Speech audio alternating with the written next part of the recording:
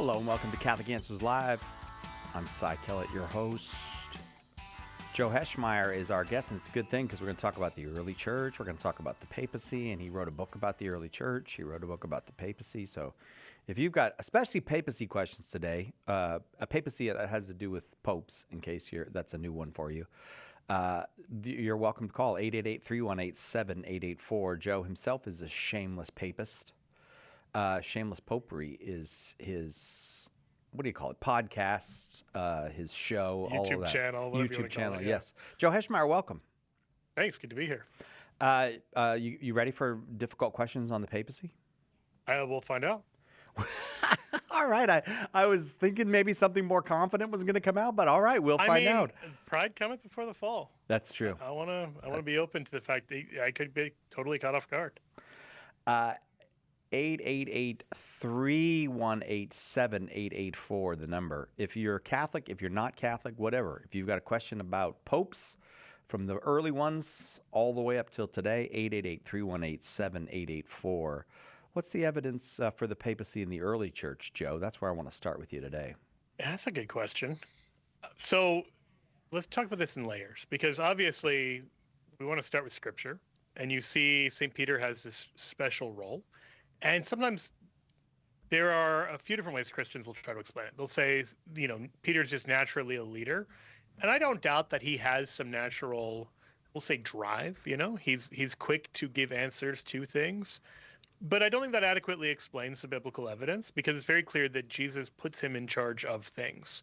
Mm-hmm. Like when he tells Peter, "You are Peter, and on this rock I'll build my church. The gates of Hades won't prevail against it. And I give you the keys of the kingdom of heaven. And whatever you bind on earth will be bound in heaven. And whatever you loose on earth will be loosed in heaven." Peter doesn't claim those things for himself. Jesus gives those to him. Right. Now, I know people want to debate, what does Jesus mean by upon this rock? For purposes of brevity and simplicity, let's leave that aside and say whatever he means by that. He is clearly giving the keys of the kingdom to Peter individually and uniquely, and promising Peter the ability to bind on earth and bind in heaven, or bind on earth things that will then be bound in heaven, and loose on earth things that will then be loosed in heaven. So you have this clear authority that Peter seems to have in Scripture, and Peter's able to act in a decisive way for the whole church. Maybe the clearest example of this is in Acts chapter 10, where Peter, individually, without consulting anybody else, is led by God to open the doors of salvation to the Gentiles when he goes to the house of Cornelius and begins baptizing Gentiles. This is first. This isn't just like an ordinary baptism, because prior to this, everyone who'd ever been baptized had been a Jewish convert to Christianity. And so they already had, covenant status in the Old Covenant. And so people coming from that background could understand what this meant of, okay, this is already part of Israel, and now this is the long-awaited Messiah. It's quite shocking when then people who weren't Jews, who hadn't been waiting for the Messiah, who weren't parties to the Mosaic covenant, start coming in. And Peter is acting in this unilateral way. He's actually challenged on this in Acts 11, but then explains that basically God told him to do this, and his critics are satisfied, at least for the time. Later, there is a challenge again in Acts 15, and the Council of Jerusalem is called. But even there, it's not a challenge against Peter directly. So nobody seems to be just saying, like, well, Peter's not allowed to do that without consultation, and including the Council of Jerusalem. They don't say, Peter acted wrongly or something like this. Of course, very clearly in Acts, Peter has this kind of capacity. The big question becomes, well, does that authority that somebody is left in charge in this way pass on? And if so, does it pass on to the Bishop of Rome or to somebody else? I think one thing to say at the outset is, if that authority passes on to anyone, it's clearly the Bishop of Rome. Like, nobody else is claiming to have that authority. Nobody else is claiming to be above the Pope.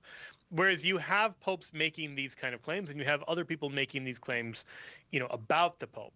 So, for instance, Pope St. Leo, writing in the 400s, preaching, this is Sermon 3, it preaches on the feast of Peter and Paul, and he says of St. Peter, "And so, dearly beloved, with reasonable obedience we celebrate today's festival by such methods that in my humble person, he, Peter, may be recognized and honored, in whom abides the care of all the shepherds, together with the charge of the sheep commended to him, and whose dignity is not abated even in so unworthy an error. And he says a bunch of other things kind of similar to that. But the point there is he's not making some, bold, provocative claim of some, brand new thing. He is very clearly saying that Peter was entrusted with the care of all the shepherds, and this is Luke 22, and I'll go get into that in a second, and that this lives on in a unique way in the person of the Bishop of Rome, the Pope. That's the claim, and I think that claim is abundantly proved throughout early church history. So just to get a little more into the biblical evidence there, in Luke 22, when the apostles are debating which of them is the greatest, Jesus gives himself as a model for servant leadership. He then tells the 12 they're called to be servant leaders, sitting on the 12 thrones, judging the tribes of Israel. And then he tells Peter that his task is to strengthen his brethren, meaning the other 11. Right. So he's very clearly the care of not only the flock, but the shepherds is given to Peter. In John 21, Jesus entrusts his entire flock to Peter. He tells him, feed my sheep, tend my lambs, tend my sheep. So one of the kind of early commentaries on this talks about the difference between the lambs and the sheep being the difference between laity and clergy. Whether you take that view or not, it's still clear that there's one flock of Christ, as Jesus says in John 10, and Jesus has just entrusted the care of that one flock to one man, and he never does anything like that to any of the other apostles. Like, there's no similar passage anywhere. And wow. So I think if we start from that and say, okay, well, the early Christians, certainly early popes, seem to claim that they had this patron authority still. You also have plenty of people who aren't popes who are claiming this. Now, the fact that some of the people making this claim are themselves bishops of Rome and popes, I don't think that's a reason to just dismiss the evidence out of hand.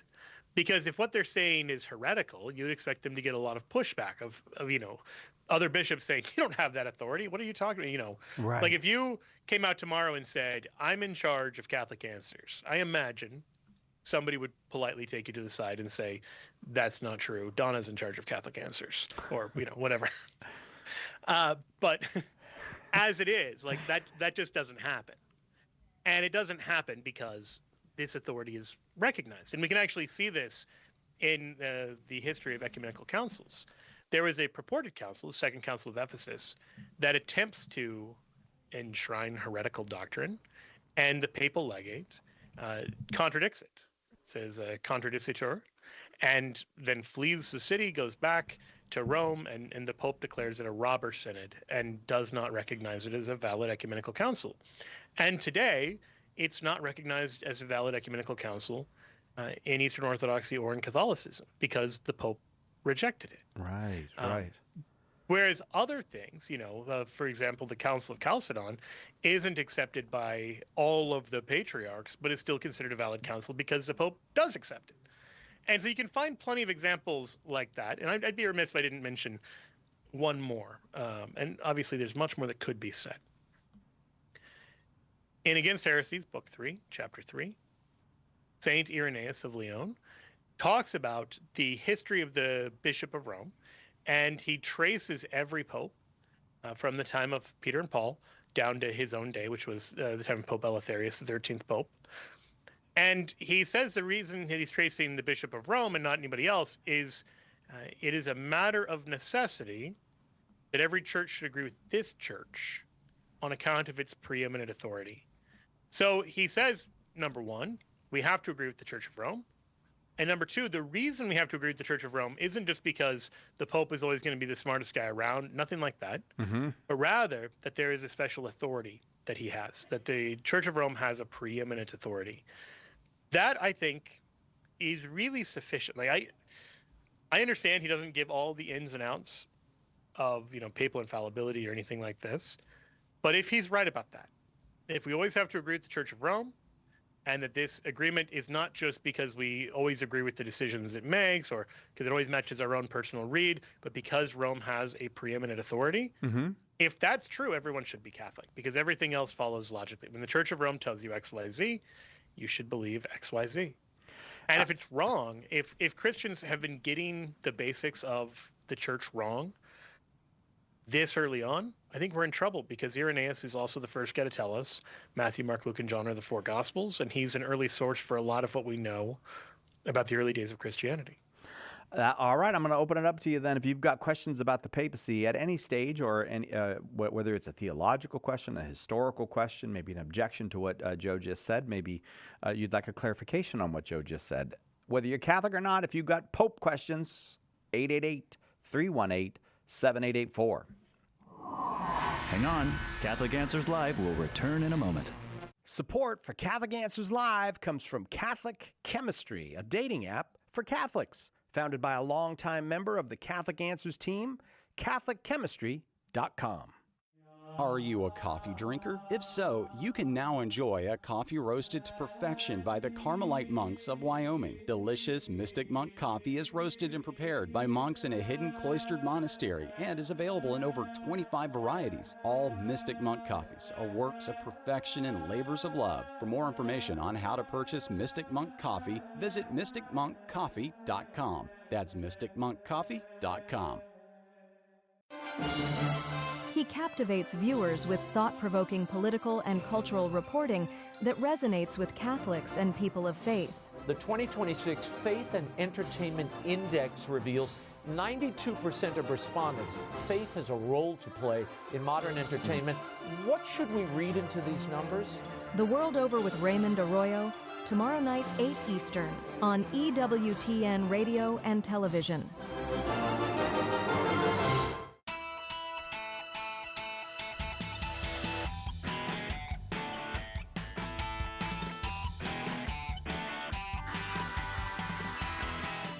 Joe Heschmeyer is our guest. Shameless Popery is his podcast and YouTube channel, and you should check it out because everybody else on earth is. It's getting really, really popular. Check out Shameless Popery.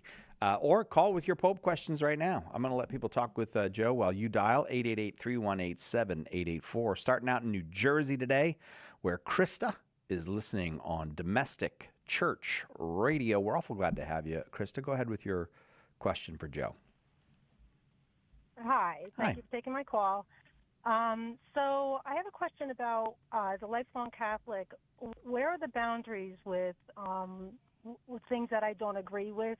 For instance, like Pope Francis is telling bishops and pastors that they can bless gay couples, which I don't agree with, and I don't know if I'm even allowed to question it or argue it, or also Pope Leo's comments about Senator Dick Durbin and his pro-abortion stance.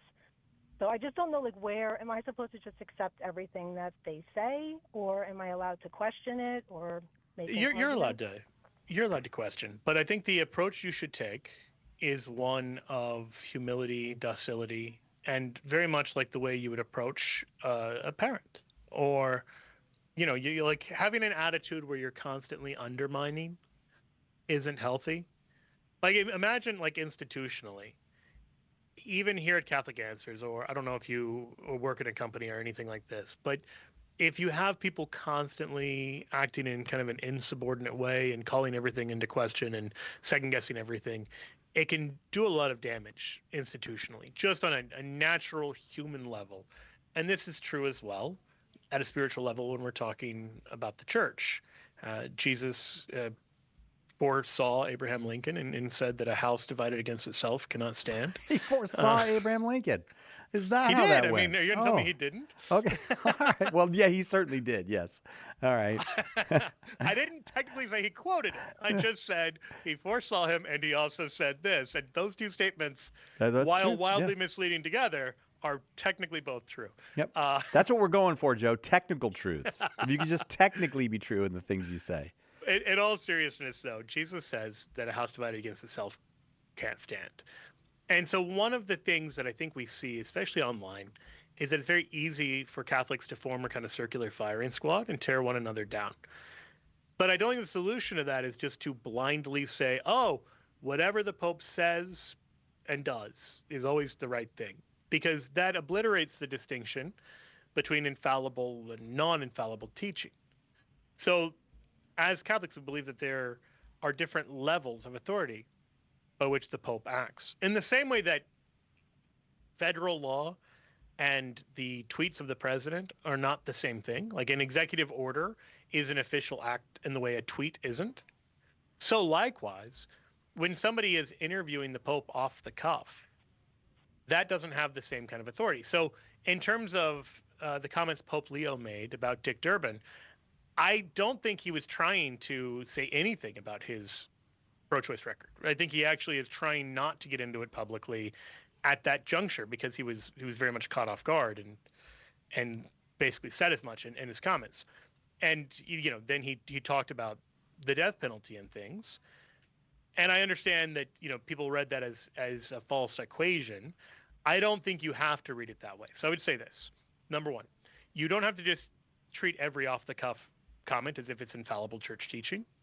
Number two, you don't even have to treat fallible church teachings or decisions or disciplines as if they're infallible statements of faith and morals. So in the example of Fiducia Supplicans, where the Dicastery for the Doctrine of the Faith permitted spontaneous blessings to be given by two same-sex couples, that you can say that's wildly imprudent and likely to lead to a lot of confusion about the church's sexual teaching and push back against it. And in fact, that is politely what the bishops in Africa did. And the church was like, yeah, that's fine. Like you can do that. They weren't, denounced as being insubordinate or anything like this. They said like, that's not going to fly. It's going to be confusing. That's not helpful. Because the reality is you can believe both. When two people present themselves for a blessing, you can bless them without knowing all of their particulars. That's true. And people have been doing that with people they didn't know were involved in immoral sexual relations for time immemorial, because you don't know all the ins and outs of people receiving a blessing. That's true, but also trying to, institutionalize that in any kind of official way is potentially scandalous and misleading.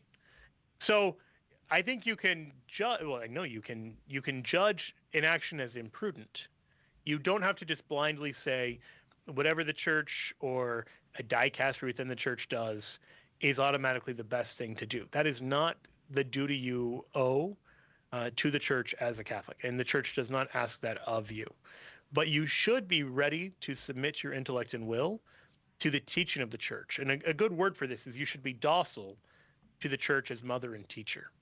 And so if you take that approach of listening, trying to understand, not starting off from a posture of cynicism, skepticism, or rebellion, but rather saying, what can I learn from the church? And then trying to understand that as best you can in light of everything else you've learned from the church. That's the path forward. What do you think about that, Krista? Okay. No, I agree with all that. I just wasn't sure if I had any right as a Catholic to question anything the Pope says or does. Am I just supposed to accept everything, or am I supposed to use my common sense and my good judgment to say, that doesn't sound right? And the blessing of the gay couples, to me, that seems like it just causes scandal more than anything else. And I think that you're having a hard time with that one. Perfectly allowed to do that. Again, the fact that there were cardinals and bishops in the church who pushed back and said, even if this is technically true, it's very misleading, confusing, and scandalous.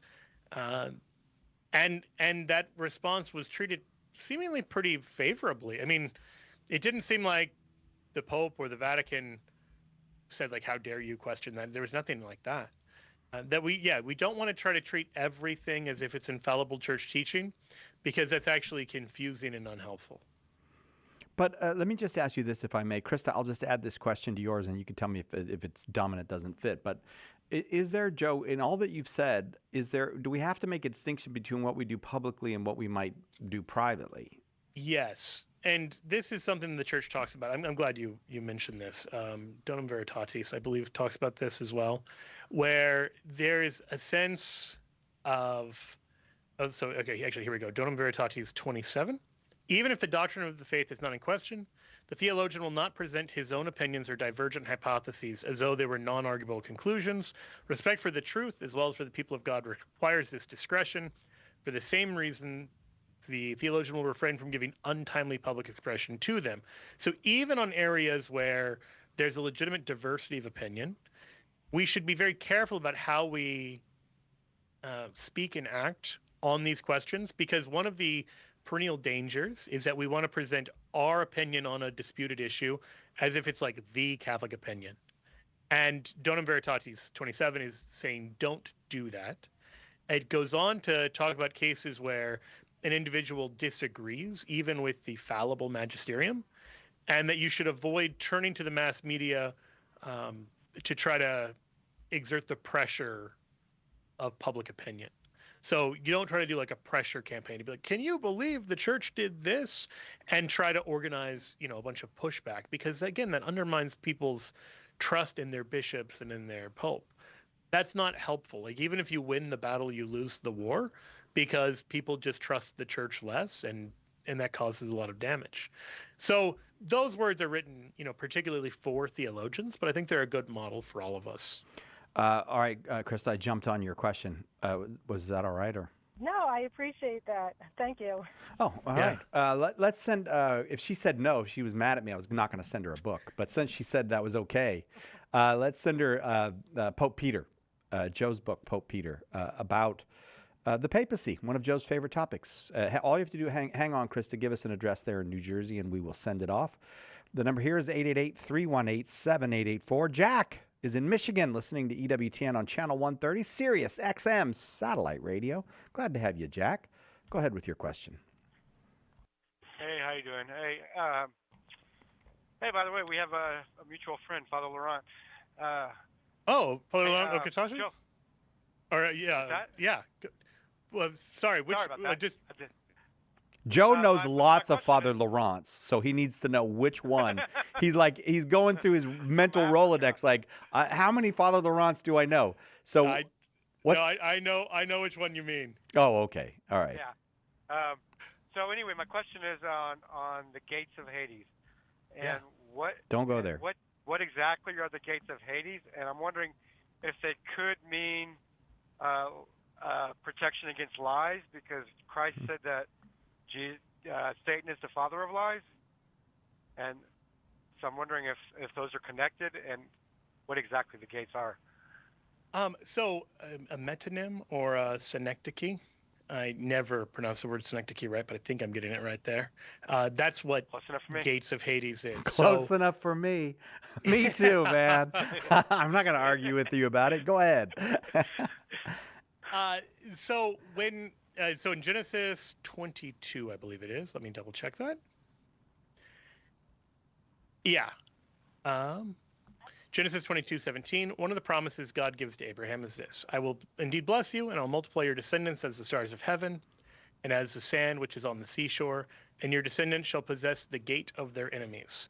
Now, that does not mean they're just like stealing the gates from other places and getting a big collection of gates somewhere. It's not that. That rather, when we talk about the gates of the city, it's like when you refer to a car as it's a nice set of wheels you got. You mean the entire car, and you're referring to the whole by one part. So gates of Hades means Hades. Gates of the city means the city. And so you can find other places as well. I believe it's Isaiah 14, where it says, wail, O gate, cry out, O city. And it's using gate and city interchangeably. That's what's happening there. So Hades and gates of Hades are the same. So anything where the forces of Hades would triumph over the church, that would be the gates of Hades prevailing. So could one of those forces be a lie? Well, I think it depends what you mean. Yes, if a lie triumphed over the church, then yes. We want to be clear there that there's a distinction. We're not saying that when Jesus says in Matthew 16, the gates of Hades shall not prevail, that this means Catholics will never tell a lie. It doesn't even mean that Catholics won't, individually go to hell or something like that. But the church won't be destroyed by the forces of Hades. Okay. Yeah. No, I was thinking a lie being taught as truth. Yeah. So. Okay. Do you see? I wonder if if you're getting what he means, Joe. That it's saying that the gates of Hades won't prevail, meaning that the church is not going to teach something that's false. It's not going to teach Oh a yeah, lie. I see. So if the church taught a lie, then I think it would be true to say the gates of Hades prevail, because falsehood would prevail over truth. So if the church, like if in order to be a Catholic, I had to believe something damnable and heretical, then it would be contrary to the church being the church, because the church is the way. Jesus describes himself as the way, the truth, and the life. The church then describes herself as the way in Acts, even before she's known as the Catholic Church. She's got this very grand title of the way. Well, the church can't be the way and be teaching heresy and be teaching, damnable falsehood. So in that situation, the gates of Hades would prevail over the church if that were to happen. And so we're promised that'll never happen.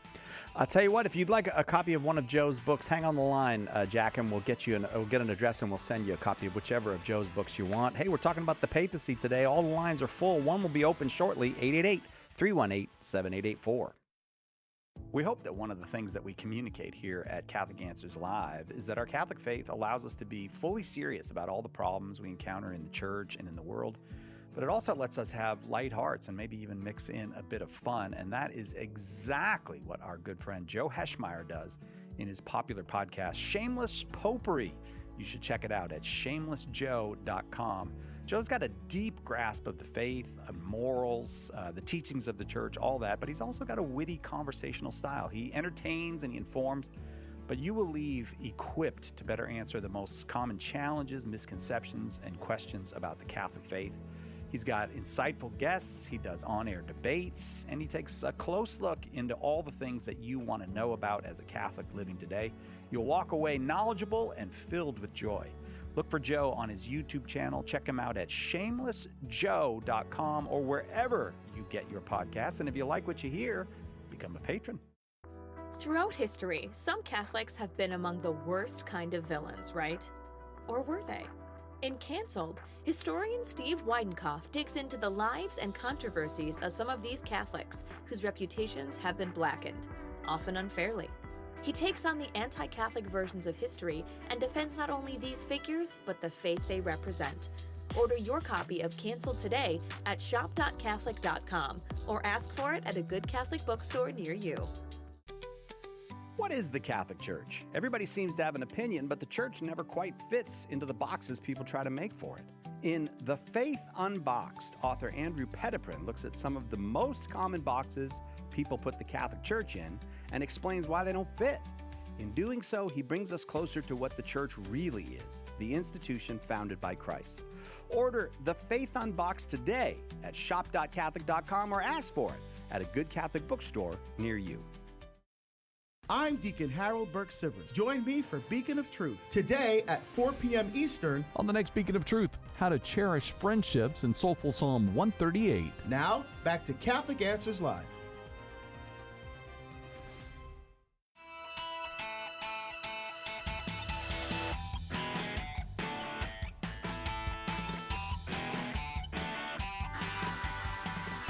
Welcome back, Catholic Answers Live.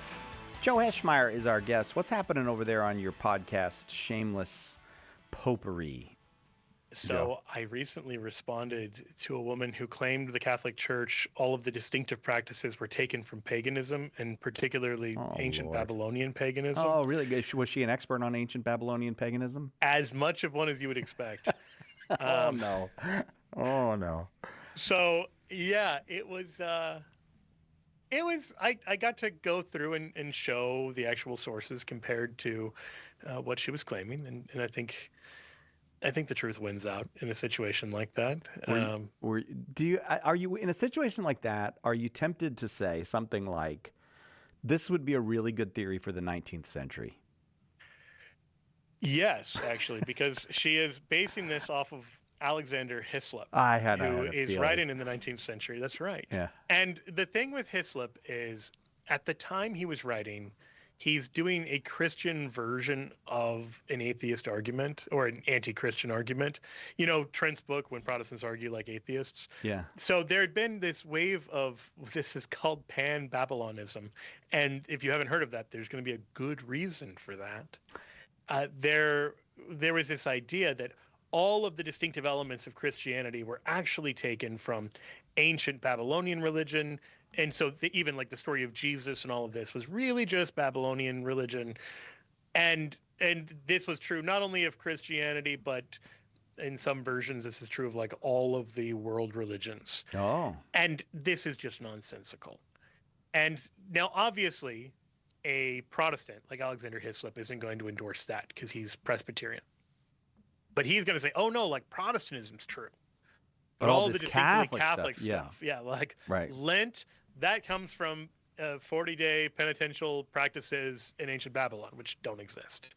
But, right. you know, it's a dumb version of an already dumb theory, to put it bluntly. But at the time, it's at the edge of respectability in the sense that people don't know very much about ancient Babylon. Right. And so you can make all kinds of crazy guesses. And then they discovered like the Assyrian language, which they didn't really know about before. And actually, one of the greatest kind of details in this is a Jesuit priest was the leading expert on ancient like Babylonian stuff at the turn of the 20th century. Father Francis Xavier Kugler, a Jesuit, German Jesuit. He was also like a chemist. He's a brilliant guy. But he was able to definitively prove that this whole theory doesn't work. It doesn't make sense. And for Babylon to have given rise to all of these world religions, it would have had to have been like many thousands of years older than it actually is. And we can actually trace the rise of Babylonian religious practices. So we know they're not old enough. Like it's younger than Judaism. So like it just couldn't be the source of Judaism. In Hislop's view, like it was the source even of like indigenous religions in the New World. Like he claimed Mexicans had a day on their calendar dedicated to Odin before Columbus got there. And it's like, none of that is real. Like none of that is true at all. And so it hasn't held up very well. Yeah, but man, once this theory gets going, you'll still hear people be like, oh yeah, this is Nimrod, this is Tammuz, and it's like, no. Right. First of all, Nimrod wasn't married to a woman named Semiramis, and they didn't have a kid together. Like the basic trinity that is at the heart of Hislop's book doesn't exist. Like everything about this is wrong, or it's based on like the flimsiest of similarities. Like, look, here is this goddess holding a baby, and here's another picture of a goddess holding a baby, and it's like, yeah, people you have babies. Like a million That's, pictures of women holding this babies. This is literally one of the most common images in human history. Yeah. It's all right. like when people say, like, oh, they had candles in this religion. It's like, yeah, they needed light. Yeah, right. Like candles? That sounds very Catholic. All right. Check it out at Shameless Popery. You can get it at wherever you get your podcasts. You can get it over on Joe's YouTube channel, Shameless Popery. It's not too hard to find. Back to the phones we go. We're talking about the papacy this hour. Sebastian is in Massachusetts watching on YouTube. Welcome, Sebastian. Go ahead with your question. Hi, guys. Thank you for taking my call. Sure. So I'm actually calling on behalf of my Protestant friend who is actually pretty in line with certain Catholic doctrines. Okay. But he says that his greatest hurdle against converting to Catholicism is getting over the history of the Catholic Church and the papacy when it comes to, attempting to cover up certain issues and scandals in the church and its clergy. Now, my pretty novice apologetic response to this was, the fact that every church, including the True Catholic Church, does have fallible men in it, but it shouldn't deter us from Christ and his one true church. He doesn't really. That was your novice try? I mean, yeah, that was studying apologetics. Pretty good. But, pretty good He start. didn't accept that answer, so I was hoping to get a good response, a better response Well, from you guys. what did he say when you said that? He kind of said how he didn't really agree with the fact that they still tried their best to cover it up and almost sweep it under the rug and not address it. Does that make sense? You want to just say like, yeah, me neither. Well, I kind of responded with, I'm sure there's certain Protestant denominations and things happening in their churches where, they've also covered up. Well, no, I just mean this. I think your impulse was a good one, that we don't want to judge the truth claims of Christianity based on bad Christians. We don't want to judge the particular truth claims of Catholicism based on bad Catholics, including bad leaders in the church. It would be an unreasonable standard because that's not something if our claim was, if you become Catholic, our leaders never sin or err or anything like that, then those would be great disproofs. But we don't claim that. In fact, if you read the scriptures, it's very clear, like the people Jesus calls as apostles, or the people that are called all throughout the Old Testament by God, they have pretty serious moral failings. And, David can be a man after the heart of God and also a murderer. Like those two things can both be true.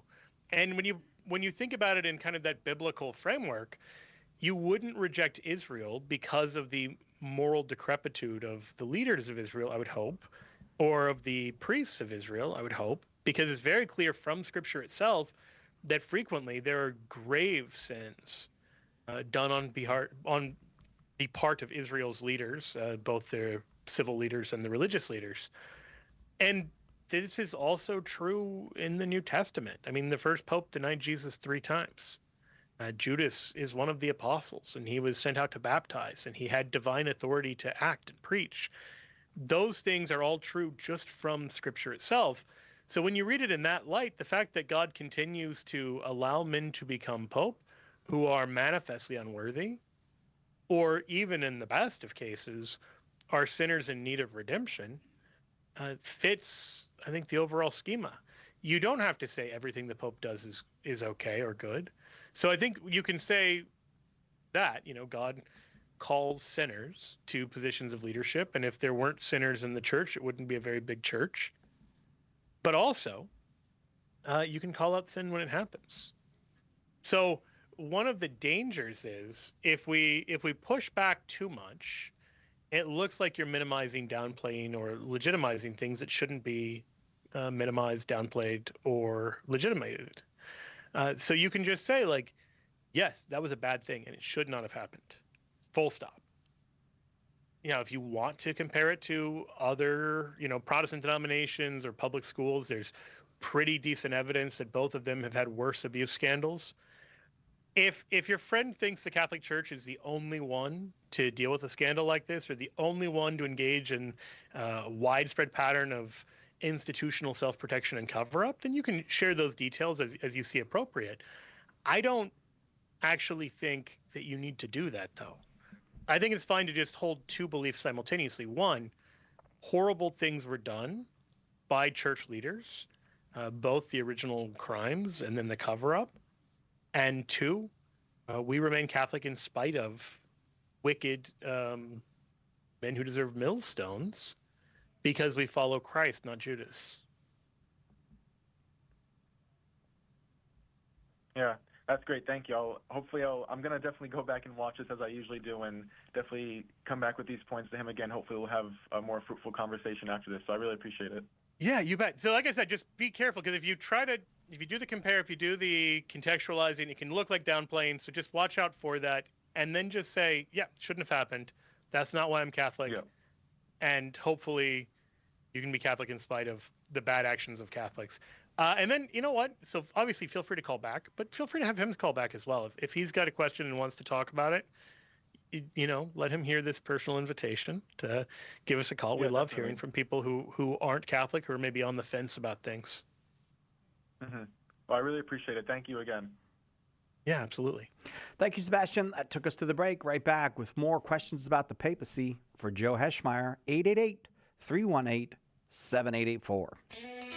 Hang on. We'll be right back with more Catholic Answers Live.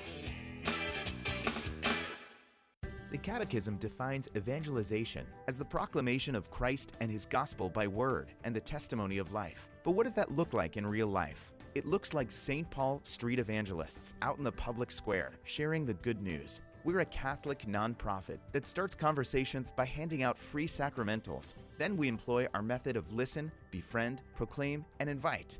Catholic Answers is supported in part by St. Paul Street Evangelization. Visit streetevangelization.com to learn more. The Adoration Sodality of the Poor Clares of Perpetual Adoration at the Shrine of the Most Blessed Sacrament in Huntsville, Alabama, is a prayer group for laity, priests, and religious brothers and sisters to spiritually join in the nuns' mission of adoring our Lord Jesus Christ in the Holy Eucharist. Members commit themselves to an hour of Eucharistic adoration on a monthly, weekly, or daily basis at a monstrance or tabernacle at the parish of their choice. Learn more about becoming a member at iadorethee.com.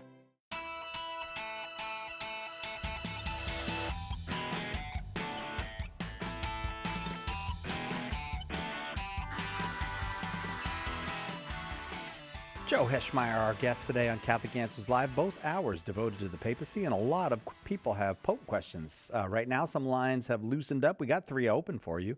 If you have a Pope question, whether it's challenging or curious or whatever, wherever it's coming from, whether you are Catholic or not a Catholic, you're welcome to call 888-318-7884. We're happy to talk about the Pope, and whatever angle you bring to it, you'll be helping us do that. 888-318-7884. Avery is in Princeton, Texas, watching on YouTube. Avery, welcome. You got a question for Joe? Yes, sir. All right. I do have a question. I had a question about like intellectual assent, but that actually already got answered. So. All right. We'll call back another day. Thanks, Avery. Bye. Yes, sir. Yes, sir. No, I'm just teasing. I do have another early church / I guess papacy question. Yeah. I'm an Anglican. I grew up like IHOP adjacent. I'm assuming Kansas City. You mean International House of Prayer, not like you live near a Denny's? No, that's correct. Yeah, I do like pancakes, but no, it was the heresies and all that. Fair enough. Yep. Yeah.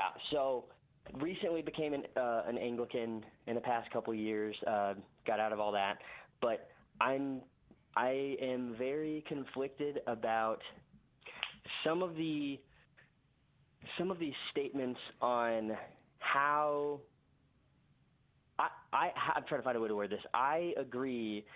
The way that I look at it is that if the Magisterium exists, it doesn't necessarily matter if the papacy, as it sits now, or as of like Vatican I, it doesn't necessarily matter if it's always been that way, because if the Magisterium says something is true, then it's true.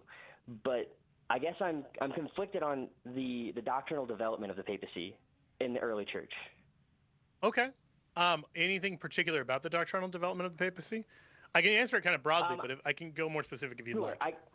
Yeah, absolutely. So I guess the thing that kind of, I guess, not bothers me, but I guess I struggle with the most is that I've seen some writing somewhere, and you probably know, that effectively state that the Pope has always been the Pope, and that he's always been the Pope the way that he is the Pope. Is that in Vatican I or something like that? Yeah, I mean, that's the way people often kind of summarize Vatican I. I mean, the Pope has always been the Pope. The way his office has kind of played out varies not just from age to age, but honestly from Pope to Pope. I guess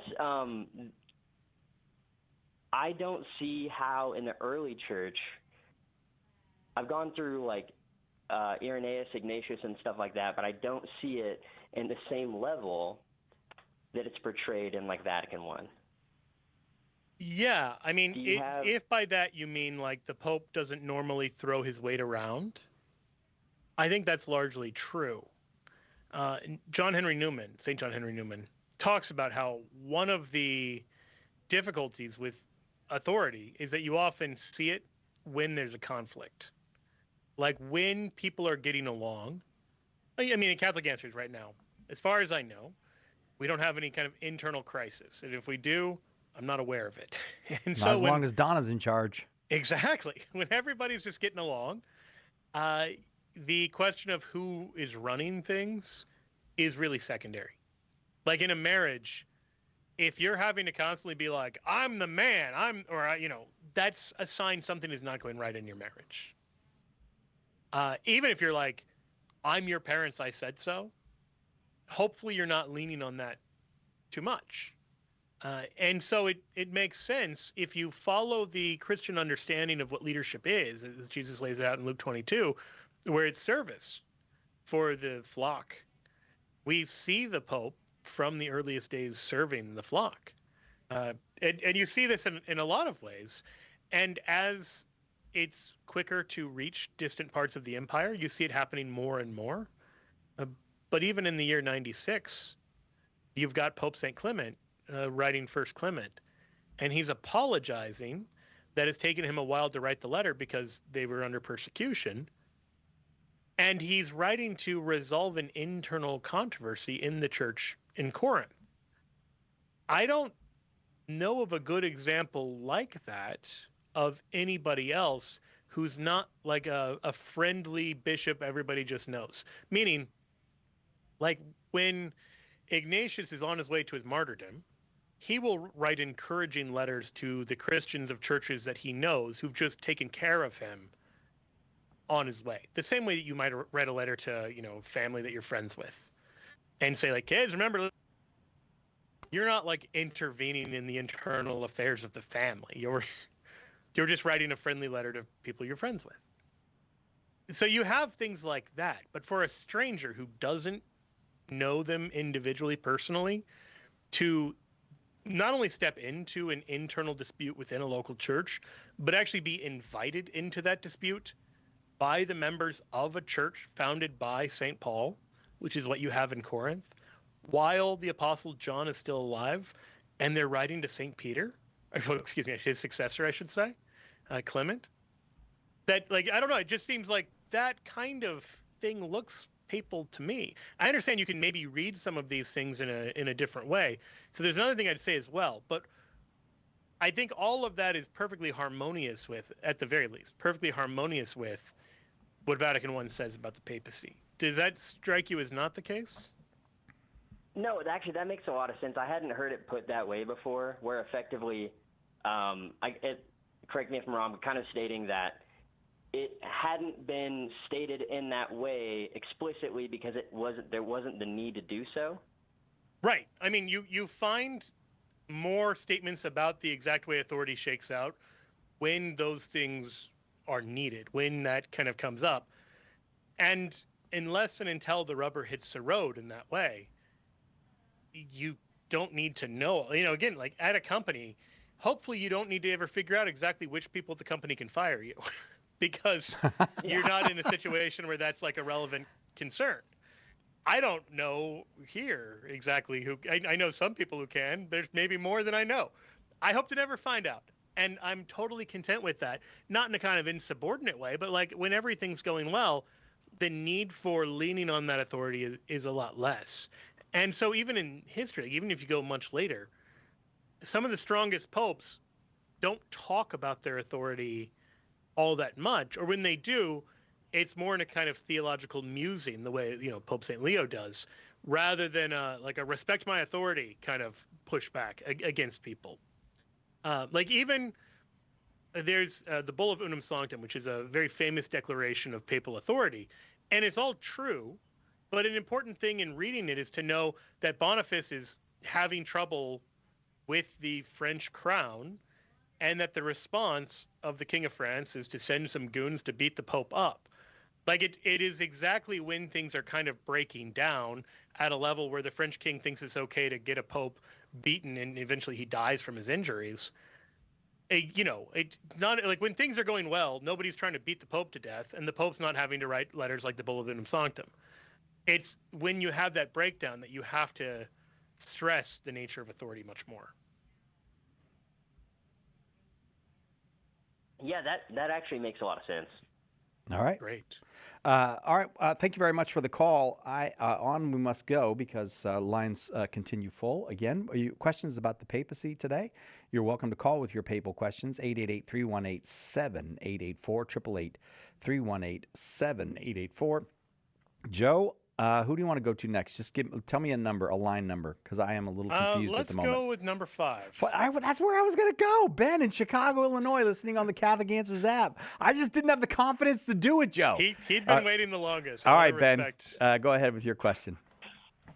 Hey, thanks, guys. Thanks for taking my call. And real quick, Joe, I just want to thank you for the apologetic work you do. You're one of the main reasons I am considering Catholicism right now. I'm coming from an evangelical background, so just want to encourage you, keep doing what you're doing. You're doing an amazing job. Thank you very much. Yeah, sure. So my question is in regards to the church's infallibility. So as I understand it, there is no infallible list of infallible teachings which has been published or shared by the church anywhere. And so, at least from where I'm sitting, it seems that ordinary Catholics have no way to infallibly know which papal statements or teachings from ecumenical councils, etc., are like truly infallible. And maybe there's a wider, broader category of things that we could talk about. But from what I see, like there are Catholic theologians that are constantly arguing about what is and is not infallible teaching, with different people kind of interpreting some contradictory teachings in different ways. So my question is, how is this fundamentally any different from the problem Protestants face within the Sola Scriptura framework? Because it would seem that the problem of interpretation is equally present in both traditions, even though the subject of what's being interpreted is different. This is half true, and I think it's a good way of trying to think about it. That in both cases, there is a need for personal interpretation in the sense that you have to, like, your mind has to act, like, no matter how clear something is objectively, you still have to subjectively read and understand it. And so, that's true of scripture, that's true of papal statements, that's true of a math book, that's true of just literally anything. There is a subjective act of cognition and understanding. And when we're talking about theological truth, there's also the subjective act of faith. Faith is used in two ways in the Bible. There is subjective faith, the faith by which we believe, and that can go up or down. You can talk about someone having little faith, Peter walking on water, or you can talk about great faith, the Syrophoenician woman, whatever. It can go up or down. It's subjective. There's different amounts. But there's also the faith in which we believe. That's called the objective faith. That's the faith delivered once for all to the saints, Jude 1:3. So we use the gift of faith to believe in the faith. So the subjective fact of, like, you have to assent remains the same. The difference is the contours of the contents of the objective faith are much clearer in Catholicism. Because let me give an example that might illustrate this. Imagine two countries. One of them has a constitution and a set of laws, but it doesn't have a court system. Everyone has to just read the constitution and read the laws and figure out what they think it means. And if they have a dispute, they can talk about it with other people. The other has a constitution, a set of laws, but also a court that can tell you what the constitution and the laws mean. And this court, in this example, is guided by the Holy Spirit. Now, in both of those cases, you're going to find disputes. In both of those cases, people are going to disagree about, what does this law mean? What did the Constitution mean? In country two, they might even disagree about what did the court mean when it said this? So dispute doesn't automatically go away. But the difference between these two countries is that in case number one, the disputes are interminable and irresolvable. In that imaginary country, it would be completely unworkable. They're obviously going to have secession and rebellion and everything else because they're never going to all just agree on the meaning of the laws. And in country two, even though disputes will arise, they can be resolved. So in the history of the Catholic Church, you find disputes and heresies and conflicts and everything that arise, and you find the Church settling those things, sometimes right away, sometimes over time. In the history of Protestantism, you find these major schisms and heresies and errors and divisions that arise, and they never go away. Like, the number of Protestant denominations never goes down, it only goes up. It doesn't have a mechanism to resolve conflict when it arises. There's no means of producing unity. The Catholic Church has a means of producing unity, which doesn't mean we're always totally united on everything, but it means that when conflict arises, the Church can point us in the direction of unity. We then still have to assent to that. We could just rebel. We could be bad Catholics. But even the idea of being a bad Catholic assumes there's something I can reject that is a clear standard. Within the world of Protestantism, I don't know exactly how one could even be a bad Protestant. It's just a different Protestant. Like Lutherans and Methodists, it's not like Methodists are bad Lutherans or Lutherans are bad Methodists. They're just different things. They're using the same principles and coming to different conclusions. So I don't know, does that distinction make sense? Like, you're right that there is a subjective dimension, and you're right that it can lead to confusion. But is it clear that there is a difference in how that's resolved? Yeah, that makes sense. I guess the only thing I'm left wondering is, if I'm a Catholic, how do I infallibly know which teachings to follow? I'll answer that after this break. How about that? Okay. Ben, you got to hang on for a little bit. We've got one line open. If you're on the line, hang on the line. If you haven't called yet, give us a call, 888-318-7884. If you have questions about the papacy, about the popes, about its history, about its theology, whatever, about it in the scripture, you're welcome. 888-318-7884.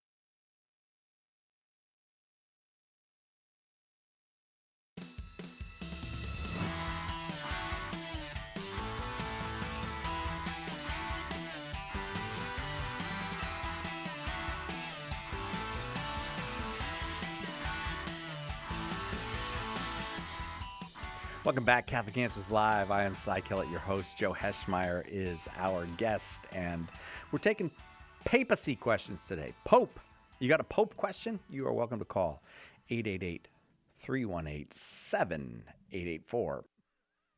So remember, we're still with Ben from Chicago. Oh, you thought I was going to forget it, but I didn't forget. I was about to go You gave out there. the number. I just wanted to be double sure. Yes. All right, so Ben from Chicago was asking about, first of all, I want to remind people what Ben said. Joe has been helpful to Ben in coming closer to the possibility of entering the Catholic Church.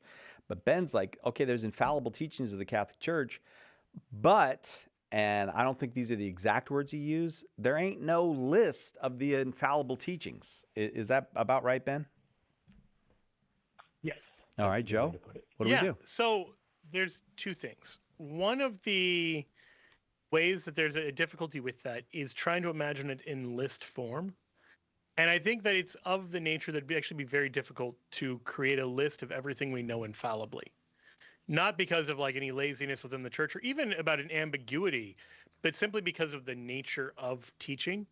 Like if I said, what are all of the things we know from the Sermon on the Mount? The number of things you could draw out from that as sure doctrinal conclusions would be pretty daunting. So we can point to specific things and say the level at which they are held at. But in terms of just an exhaustive list of everything every infallible teaching, there's plenty of things that we know by extension, beyond just the things that are directly said. Does that distinction make sense? That there are things that are directly revealed, and then there are the logical kind of consequences of them? For sure, yeah. Okay. And that said, the church has the ability, when presenting something, to present it in a very clear way as an infallible dogmatic definition. And there is a formal process by which the Pope can declare and define some matter of faith and morals officially ex cathedra. So this is another important difference between Catholicism and, say, sola scriptura. If I want to know, is Hebrews supposed to be in my New Testament? The Catholic Church has used the full authority of the Church to say the answer to that question is yes. In Protestantism, the best I could do, as I understand it, is say, well, it might have been written by an apostle. We don't actually know who wrote it. It was held by some, not all, of the early Christians as one of the New Testament books, so probably. And that's obviously a lower level of authority. And especially, ironically, particularly if you're somebody who thinks all doctrine has to come from Scripture alone, I don't know how you're going to do that if you don't know for sure which books are and aren't in Scripture.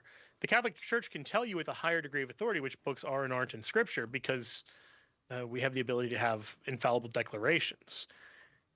And so because there can be those things that are formally, like the Vatican I lays out ways to declare a teaching infallibly, and then subsequent popes have used that, or one pope has used that, Pius XII, and then you have a similar formulation before Vatican I in 1854. So popes can speak in this, we are defining this dogma sort of way. Similarly, ecumenical councils can do the same thing.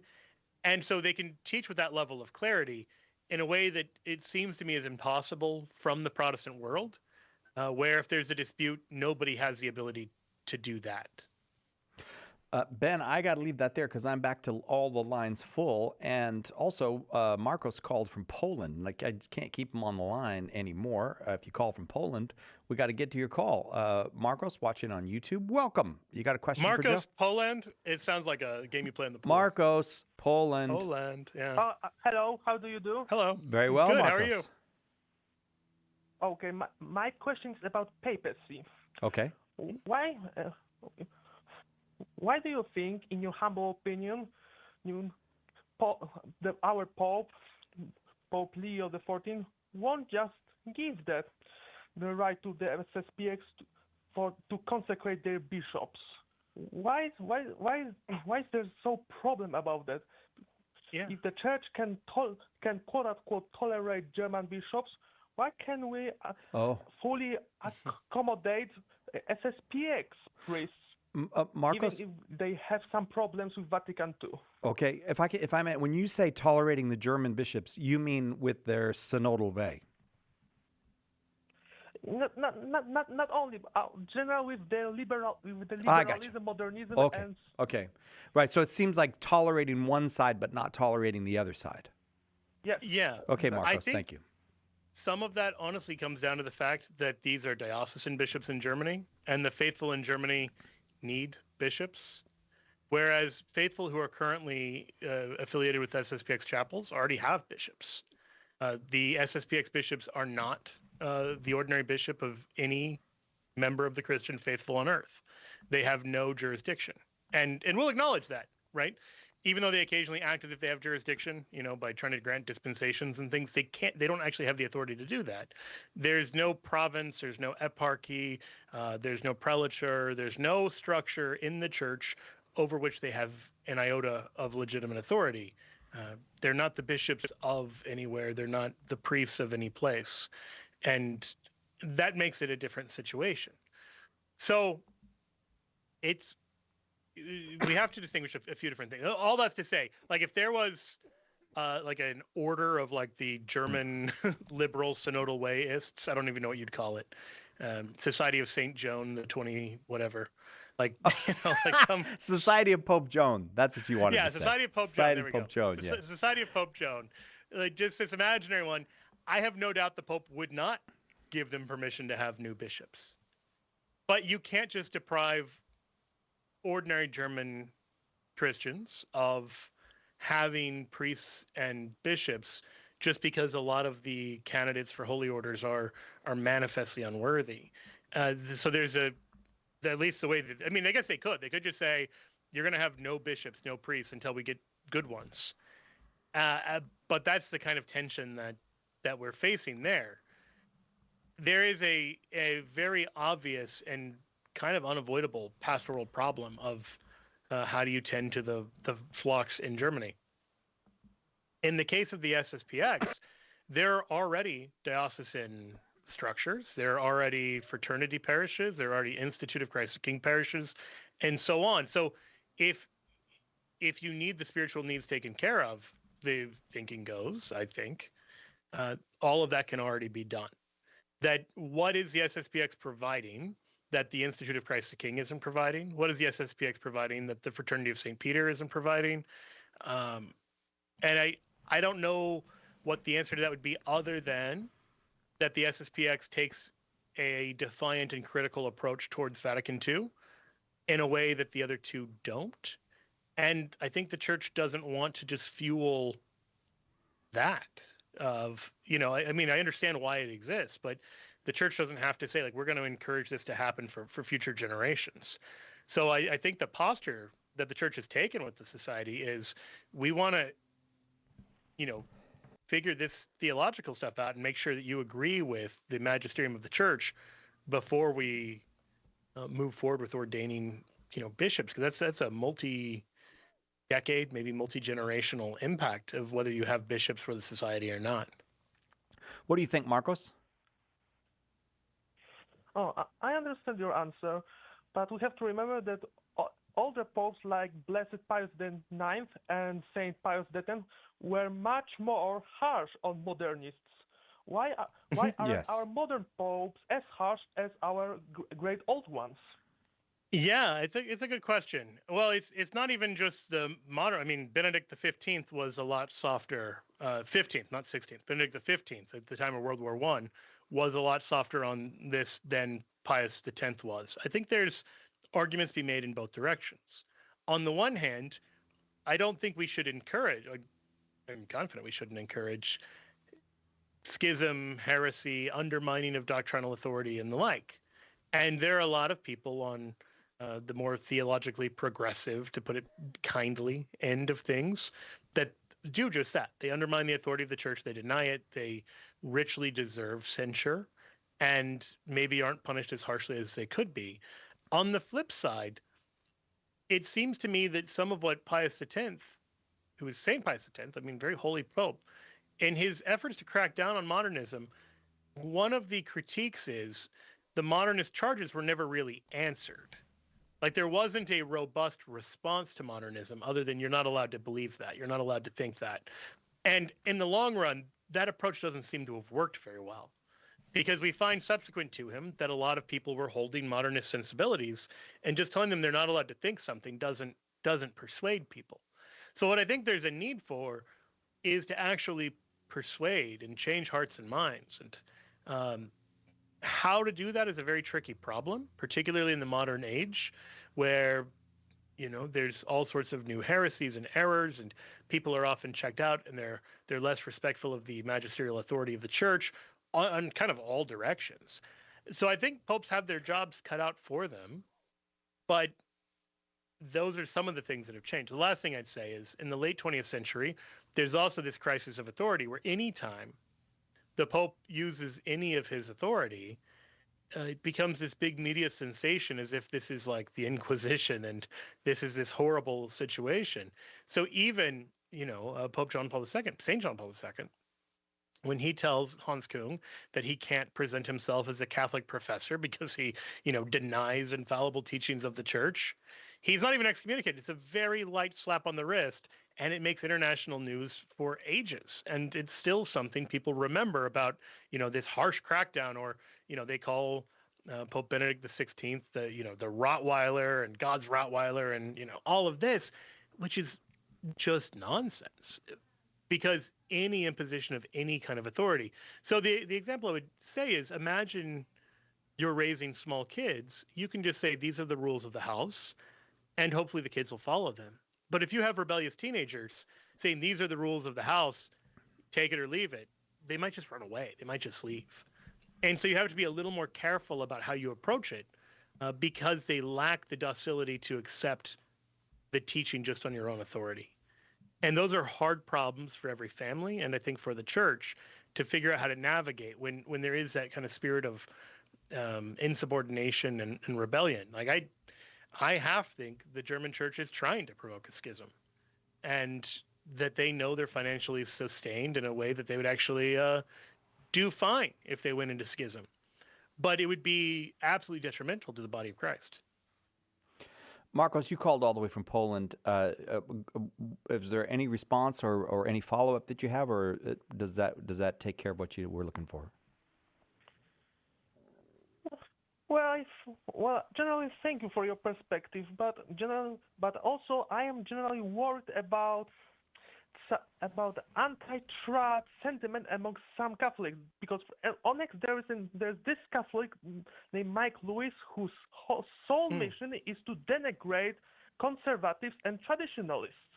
And really, he's both intelligent, and this is why he's especially dangerous for traditionalists around in the English-speaking world. Are you familiar with this person, Joe? I know Mike Lewis, yeah. Oh, okay. I mean, I don't know him super well, but I see his stuff on Twitter. I think I don't want to opine on Mike Lewis specifically, but I do think that there can be a tendency to take a certain approach within the church of just treating conservative Catholics as like this uniquely bad threat. And some of it can also, one thing to maybe add to this, we can suffer from what you might call the tyranny of small differences, to use Freud's term for it, that people who almost agree, but then like disagree on a few points, often get more upset with each other than people who just like radically disagree. Like it can be easier to love a Buddhist than a fellow Christian who you think is wrong about a few important things. And so this is something we all have to watch out for. That on the one hand, and you see this in politics all the time. Some of the harshest words are reserved for the people who are like 2 degrees off from you politically, yes, rather than the people who are like 180 degrees off from you. And that's just something to watch out for. And I think we can do that to one another. And I think a lot of people can rationalize that by saying, well, Jesus is very harsh to the Pharisees, and these are our modern Pharisees, and we're going to be very harsh to them. But I would say watch out for that, because I don't think that's actually a good approach to take towards members of the society or people who are maybe struggling on a more traditional end in general. Marcos, I'm very grateful for the call. I know it's the middle of the night there in Poland, and you stayed up to call. If you call again, we'll put you right to the top, or at least we'll do our very best to put you right to the top. I hope we gave you enough time to get your questions answered. I have to take the break now, so I will say thank you for the call, and we'll be right back with more calls for Joe Heschmeyer on the Papacy on Catholic Answers Live. Stay with us for more Catholic Answers Live. Underwriting for Catholic Answers Live is provided by Magnificat. Published monthly, Magnificat features texts of daily Mass, prayers, articles, meditations, art commentaries, and more, in step with the liturgical rhythm of the Church, on the web at magnificat.com. The most original and exclusive Catholic content is on EWTN Radio. You know, we talk story with each of our very unique guests for the whole hour, so that you can go deep with us as you yourself pursue your own story of heroic virtue and as you pursue intimacy with God. The Bear Wozniak Adventure, Saturday night, 6 Eastern on EWTN Radio.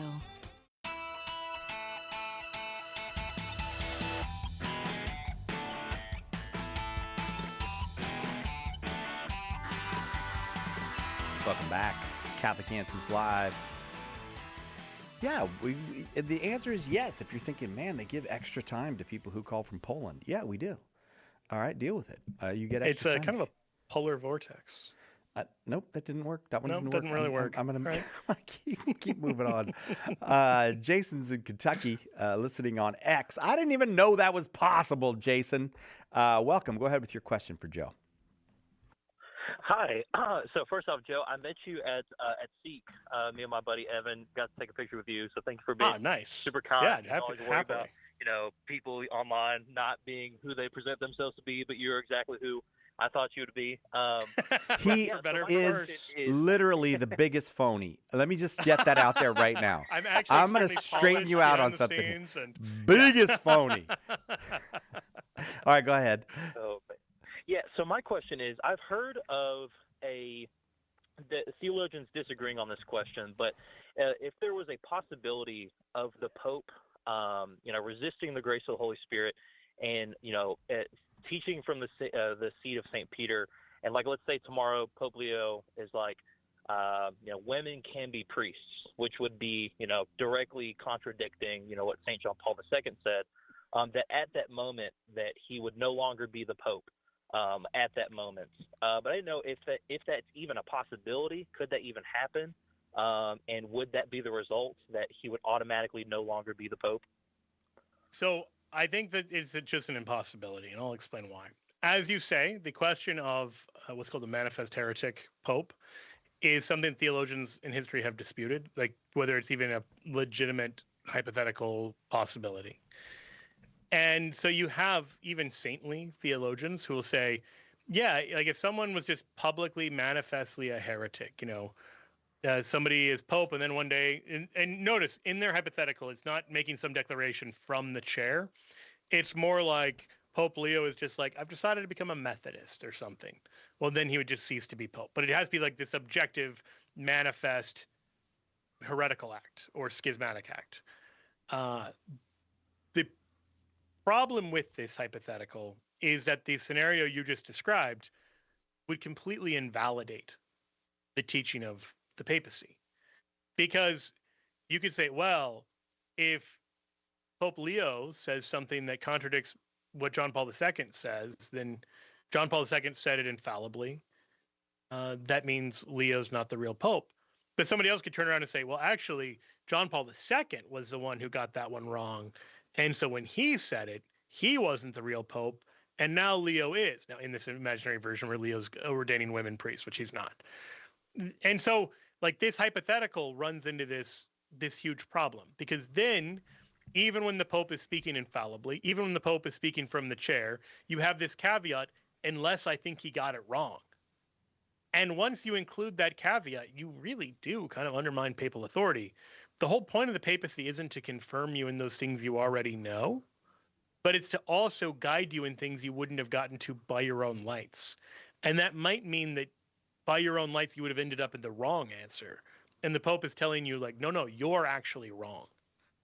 And if every time you hear that, you can just use that as proof that therefore the Pope must be an anti-Pope, then it really does eliminate the entire purpose of the papacy.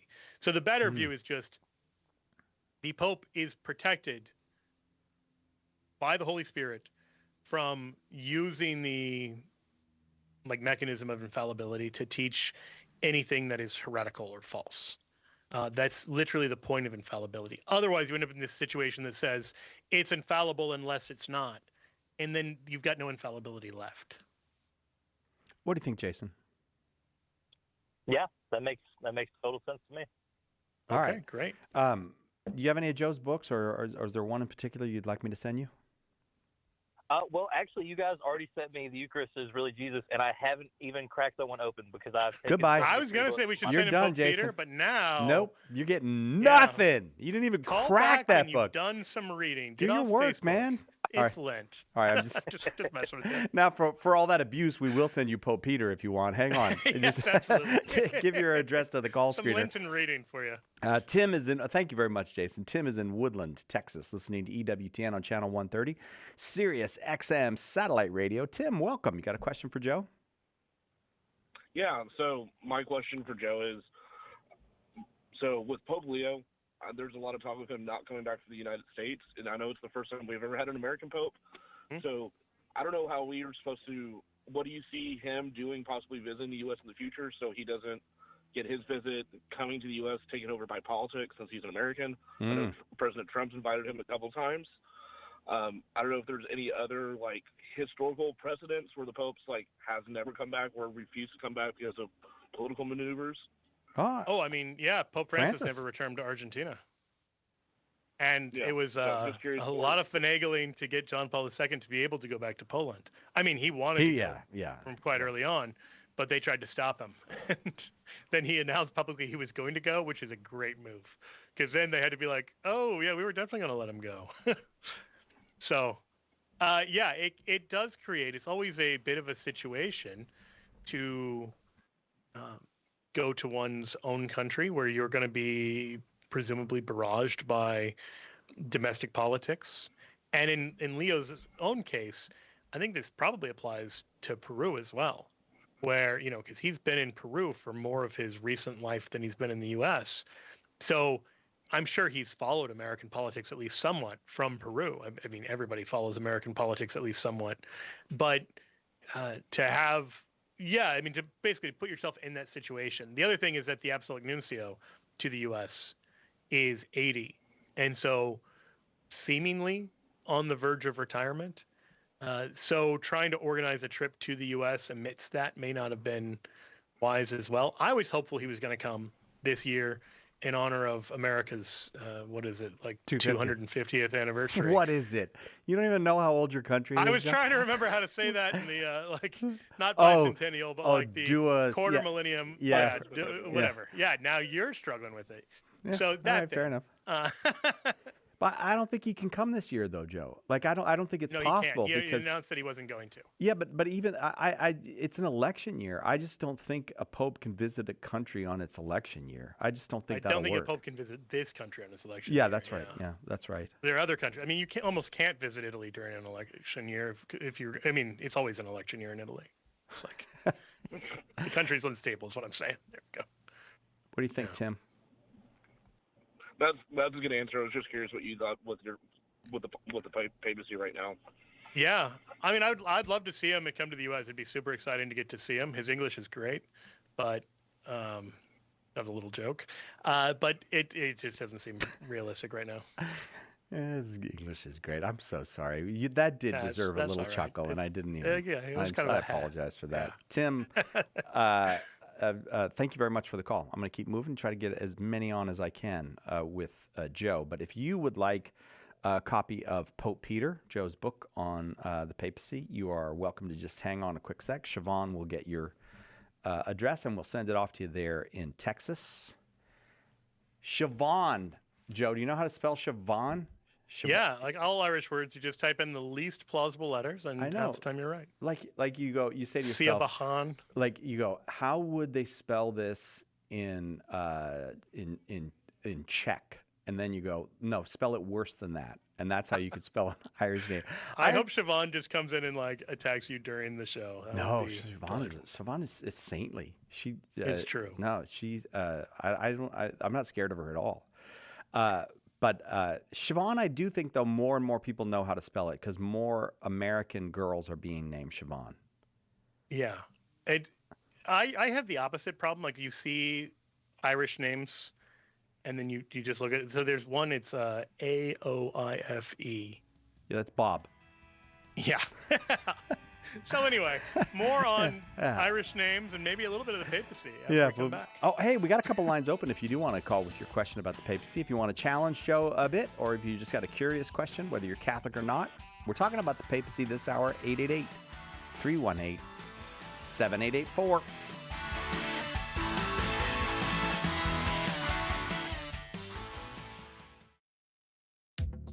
Have you ever wondered about the mysterious, even obscure aspects of the Catholic faith? Dive into the Jimmy Akin podcast, where Jimmy brings together information from many fields as he pushes the boundaries of apologetics. Tune in today to the Jimmy Akin podcast, Mysteries of the Faith, a highly entertaining, informative, and at times humorous show that will help you grow in your faith. Visit JimmyAkinPodcast.com today to subscribe. Lots of people have big questions about Catholicism. It needs a big book of answers, and now it's got one. The Big Book of Catholic Answers is filled with helpful replies to more than 250 questions about the faith. Questions about God, salvation history, the Creed, the Bible, the list goes on and on. Order your copy of the Big Book of Catholic Answers today at shop.catholic.com or ask for it at a good Catholic bookstore near you. What was the church like in its infancy? In a word, Catholic, and Joe Heschmeyer has the receipts. In his best-selling book, The Early Church Was the Catholic Church, he gives you the details from the historical records of the first 2 centuries of Christianity. Right now, get a copy for just $10, plus free shipping if you live in the continental United States. Get more information and order The Early Church Was the Catholic Church at theearlychurchwascatholic.com. What is the Catholic Church? Everyone seems to have an opinion, but the church never quite fits into the boxes people make for it. In The Faith Unboxed, author Andrew Petiprin looks at some of the most common boxes people put the Catholic Church in and explains why they don't fit. In doing so, he brings us closer to what the church really is, the institution founded by Christ. Order The Faith Unboxed today at shop.catholic.com or ask for it at a good Catholic bookstore near you. I'm Deacon Harold Burke-Sivers. Join me for Beacon of Truth today at 4 p.m. Eastern. On the next Beacon of Truth, how to cherish friendships in Soulful Psalm 138. Now, back to Catholic Answers Live.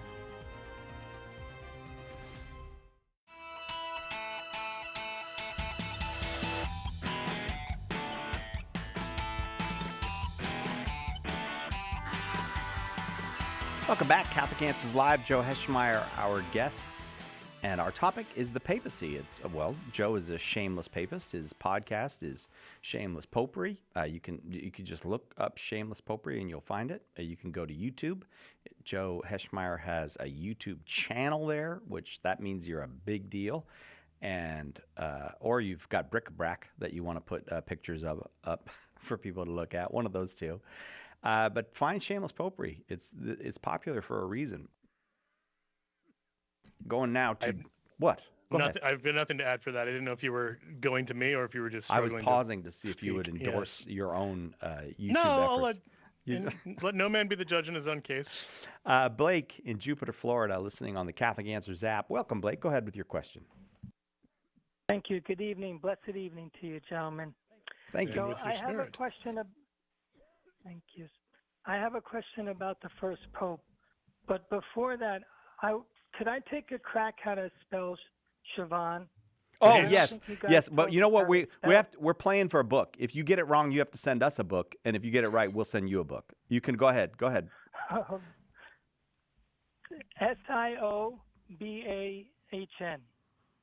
Now I can't remember. Is it BHAN or no? I think you're right. I think is he right, Joe? I thought it was BHAN. No. We're going to have Siobhan answer. Siobhan gave me the thumbs I'm down. gonna Outlook. No, BAHN or BHAN. Which is it? You can't have you give her an either. Oh, okay. she wrote it. Siobhan. BH. I think you put the H in the wrong spot, Blake. We will anxiously await your book, Blake. Oh, you meant to say... No, Joe. He meant to say it that way. So we can give him the book. All right, good. You get a book on the papacy. This is an ongoing marital dispute, and my wife is going to kill me for doing this on the air. Why? What? But I'll be like, hey, Anna, guess such and such. And she'll be like, tell me. And I'll tell her. And she's like, I was going to guess that. I was like, no, you weren't. You know how I know? Because I gave you a chance and you said, tell me instead. I'm taking her side in this. I'm definitely taking her side in this. Most people spell it like this. Oh, so Siobhan says there's maybe a couple ways to spell it. But okay, I'll tell you what, Blake, you can play for one more book. If you know in English, what is the English name that matches up with the Irish name Siobhan?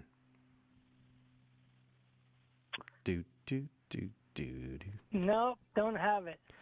Were you thinking you might say Joan? Were you going to say Joan? That's the craziest answer, so it has to be right. Were you going to say? I can't honestly. I was contemplating it. You were contemplating saying Joan. That's all we need. If you've got 2 books now. You almost spelled Siobhan and you almost guessed what Siobhan would be in English. Sinead apparently is short for Siobhan, which Sinead is not short for Siobhan. That's not how shortening works. Have you ever shortened something before, Joe? All right. Look, Blake. I don't make the rules. All right, we're going to send you 2 books, Blake, because you are terrible at guessing, but really good at saying you were going to guess that. But let me ask you this. Does anybody ever pronounce your name wrong, Blake? Well, it's the Balake. I thought so. I thought that might be the case. Sai is out of control on this show. Sai has the easiest to pronounce name and is just hijacked. It's like, this episode that makes me so happy. Oh, you want to go to war with me? All right. Go ahead with your question, Blake. Churlish and insubordinate. I didn't mean to be churlish and insubordinate. I apologize. Go ahead with your question. I'd like to just start with St. Peter. My understanding is that when Jesus ascended, he went and appointed some bishops to go out and spread the gospel. And at some point, the Pope came about. I know that's, can you explain how that transition went from, if I have the correct understanding about the St. Peter appointed I'm not 100% sure I know what kind you mean by at some point the Pope came about.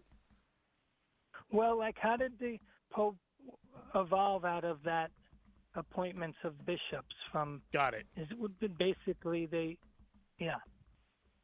Okay, great question. I don't know if I said that well, but I think I understand what you're saying, and if I don't, I trust you can set me straight. How about that? Okay, thank you. Yeah, absolutely. So the early church, as you say, the apostles appointed bishops, and we have writings like First Clement, which is written by, Clement of Rome, one of the popes, who talks about how Jesus sends the apostles and the apostles appoint bishops. And there's this clear, the Father sends the Son sends the apostles send the bishops, as it were. And he talks about this pretty explicitly. Amongst those, one of them is the Bishop of Rome. Now, while Peter is in Rome, he serves as the Bishop of Rome. But he also, committed into the hands of Linus the office of the episcopate. That language is from Irenaeus in the 100s. So it's quite early. And then this is the Linus he tells us that St. Paul mentions in his writings to Timothy. So you have a succession of popes from, bishops of Rome from the time of Peter onward. And because Peter had this special authority, when he dies, it leaves a vacancy in this authority. Meaning, like Peter had been the head of Jerusalem, he'd been the bishop of Antioch, and then he becomes the bishop of Rome. In those first 2 cases, even when he leaves those sees, those cities, he is still Peter, and he is still in charge of the church.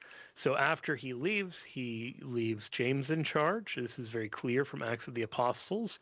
After his arrest and his miraculous release, he sends them to the disciples and Peter. Or excuse me, to the disciples and James. And prior to that, the language had been the disciples and Peter. So it's very clear the Jerusalem church is being entrusted to the care of its new bishop, St. James. And then he goes to Antioch, and he builds up the church there. We know one of his successors there is Ignatius of Antioch. And then he goes to the church in Rome. But even in Antioch, it's not like Ignatius thought that he had papal authority or anything like this. In his own language and talking to the Church of Rome, he distinguishes the authority of the Church of Rome from his own authority. And this is like 107.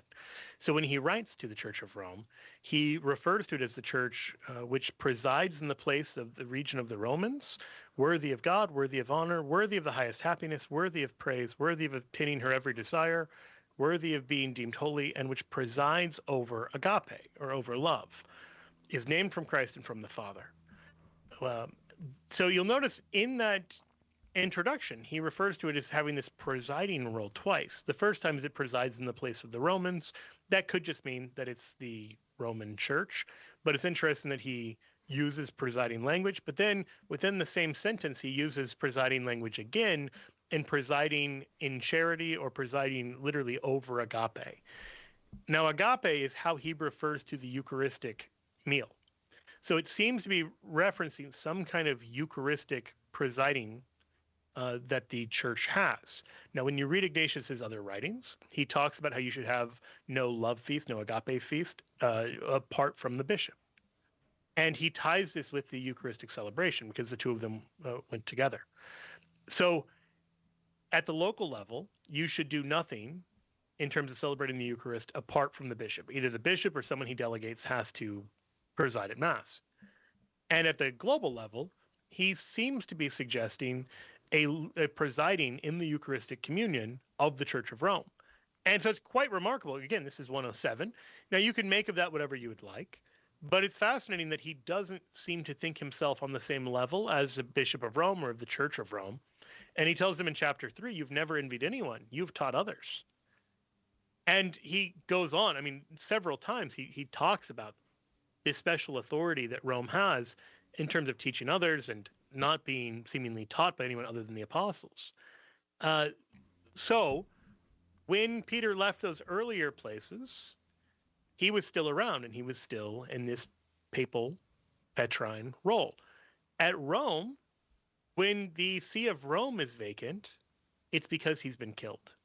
And so Linus, who it seems that he ordained himself, is his successor, and he carries on this leadership from those early days. Does that make sense? Is that the kind of thing you're wondering, Blake? That was just wonderful. I would call that a grand slam answer. Wonderful. Well, this was Blake, this was a grand slam call. It was a lot of fun to talk with you. Hang on, we're going to send you 2 books. You just got to tell Siobhan your address there in Jupiter, Florida, and we're going to send you The Eucharist is Really Jesus and Pope Peter, 2 books from our guest today, Joe Heschmeyer. Got to take a quick break. Right back with more questions about the papacy on Catholic Answers Live. You're listening to Catholic Answers Live. Underwriting for Catholic Answers Live is provided by Real Estate for Life. Real Estate for Life connects homebuyers and sellers to real estate agents while supporting pro-life organizations. On the web at realestateforlife.org. EWTN, teaching the truth. I am a brand new Catholic, and I will say it's totally because of what God did in my heart because of EWTN. This show was a huge, huge help to me as it answered so many questions. I just want to give you guys a big thumbs up. You guys are great. I really love the Rosary with Father Groeschel and Simonetta. I tune in every day. I'd like to say you're a treasure to the Catholic Church, and we're blessed to have you. Who was the first Catholic in your family? Were they evangelized by a friend, a coworker, a stranger? Did you ever think that you could be that person that God uses to save a soul? And that soul could save their family, their grandchildren, and generations to come. At St. Paul Street Evangelization, a Catholic nonprofit, We train, equip, and mobilize Catholic disciples to do the urgent work of evangelization. Catholic Answers is supported in part by St. Paul Street Evangelization, streetevangelization.com.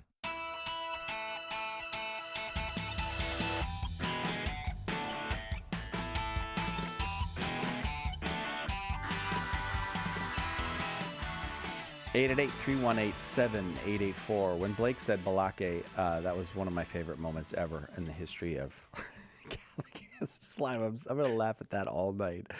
Augustine is down in Mexico, watching on Facebook. Oh, Augustine, I can tell you, we've been praying for Mexico here. We've been offering prayers at here at Catholic Answers for Mexico in this difficult time. We're glad you're here. Okay, I'm glad to be here again. Also. Oh, hang on. We got to get you to talk right into the phone because I can't hear you. Hello? Hello? Hey, yep. Can you just give him all the sound you can? I think we got a bad connection. Are you on speaker? Can you take it off speaker? Okay, let me see. Oh, this is going to come. Turn him down. Pot him down a little bit because it's going to come blasting now. Augustine? I'm not on speaker. Oh, you're not on speaker. All right, we'll give it a try. We'll see what we can do. Okay. My question is short anyway. I just wanted to know, how did conclaves come to be? Oh, okay. How did conclaves come to be? Yeah, where do we get conclaves? Yeah, originally papal elections were done by a popular acclaim, which is how I think a lot of old elections worked. They would, the candidates would stand up and the crowds would vote for people and kind of just cheer for people. It's not the most rigorous system. I think you can do, head counting and all of that if it's close, but a lot of times it would just be clear from the kind of response of the crowd that was assembled who they wanted. So the Romans would just come together, and then eventually they instituted the College of Cardinals to have the major priests and bishops have more of a say. Cardinal just means hinge. And so it means like significant. So, like the cardinal virtues or the cardinal sins are your major virtues and major sins. So we wanted to not just have the crowd, but we actually wanted like the major theologians and major bishops and everyone else to have some say in the selection of the Pope. So it wasn't just like whoever happened to show up in Rome. Then there's infighting among cardinals in the 13th century. The election of 1268 to 1271, it's like 2.5 years. And it's the longest period we've been without a papacy because the cardinals can't agree on who the next pope should be. And there's all kinds of like political infighting and everything else because, the major European powers are not getting along with each other. Surprise, surprise. And so different countries don't want popes from other countries. And so Gregory X, who ultimately is kind of the compromise candidate they decide on, decides that they need to have more of a closed off process. So there's less political kind of machinations and all of the political interests and everything else don't interfere. They can have a freer election if they just have a secret election. It's the same logic for why a lot of countries have secret elections as well. People are freer to vote for whomever they want. And because the whole thing is under lock and key, it becomes known as a conclave, con with clave key. So they're in a locked room and they go to incredible lengths now to make sure you don't even have like cell phones and that you don't have listening devices and that you don't have any kind of recording equipment, because the Pope is such an important role in the church and in the world that we know, the CIA and the Mossad and everybody else would love to have a say in who the next Pope is. We don't want that to be any kind of interference. We want it to be the Holy Spirit, and we want it to be the cardinals of the church listening to the voice of the Holy Spirit with prayerful discernment. So yeah, that the modern way more or less takes its shape in the late 13th century. Obviously, there have been some changes since then, but its kind of recognizable form is from then. Augustine, just because we have a difficult connection, I'm going to leave it there and say thank you. I hope you will call again.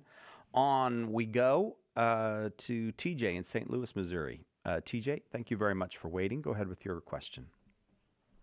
Hey, can you hear me okay? Very well, TJ. Thank you. Sure can. All right, good. Yeah, so I used to be a oneness Pentecostal minister. Long story short, I'm planning on being baptized this Easter Vigil. Praise God.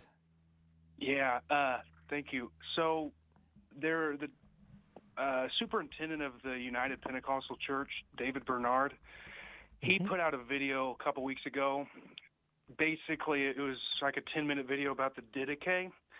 Yeah. And he claimed that the Didache, that the scholarship was that it's, and these are his exact words, definitely a second century document.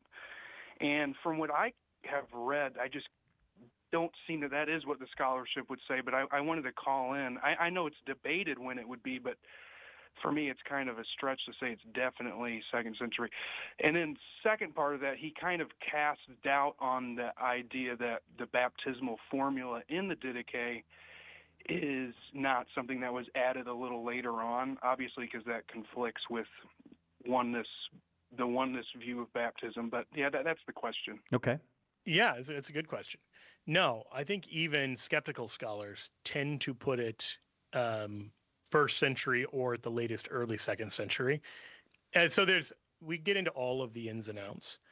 One of the questions is kind of what is going on in the Didache. For those who aren't familiar, the Didache is called the teaching of the 12 apostles, or the Lord's teaching through the 12 apostles to the nations. And it's an attempt to summarize the apostles' teaching. And one of the questions we have is to whom and for what?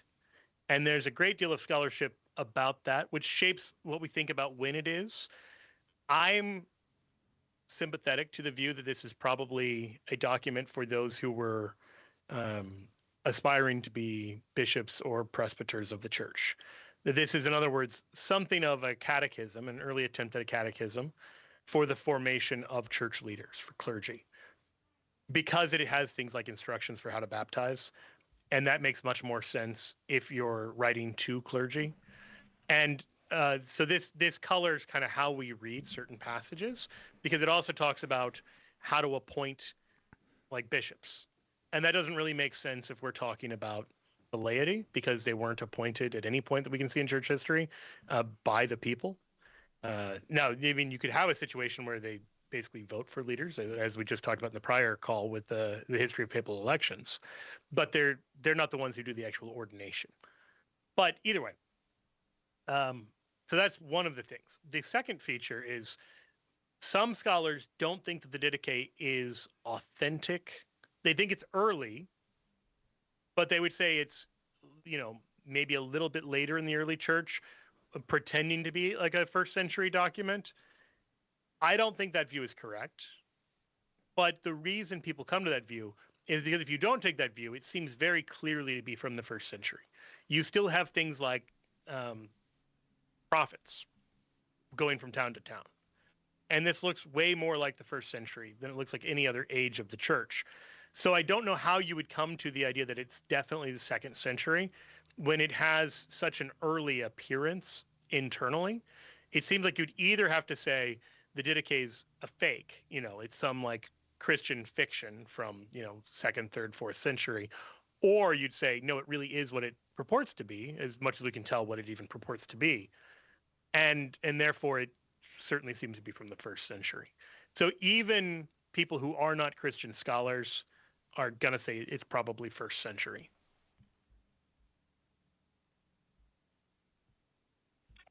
Thank you. Does that I help? really appreciate the help. Yeah. Right, I mean, you've been a big part of my journey, and God bless you.